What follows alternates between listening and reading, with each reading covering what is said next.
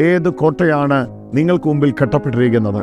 അത് ചിലപ്പോൾ സാമ്പത്തിക ബാധ്യതകളുടെ, അല്ലെങ്കിൽ ചിലപ്പോൾ അപവാദങ്ങളുടെ, അല്ലെങ്കിൽ ചിലപ്പോൾ ബന്ധനങ്ങളുടെ, എന്തുമായിക്കോട്ടെ, പരിശുദ്ധാത്മാവ് ഇന്ന് ഈ വചനം കേൾക്കുന്ന സമയത്ത് പറയുകയാണ്, ആ കോട്ടകളുടെ മുമ്പിൽ ക്ഷീണിച്ച് തളർന്ന് തകർന്ന് നിൽക്കുവാനല്ല, അതിനെ ഇടിച്ചു കളയുവാൻ, അതിനെ ഉന്മൂലനാശം ചെയ്യുവാൻ, അതിനെ തകർത്തു കളയുവാൻ ഇതാ ദൈവത്തിന്റെ പരിശുദ്ധാത്മാവ് നമ്മോട് ആവശ്യപ്പെടുകയാണ്. ഇത് കഴിയുന്നത് ദൈവത്തിന്റെ സമരായുധങ്ങളിലൂടെയാണ്.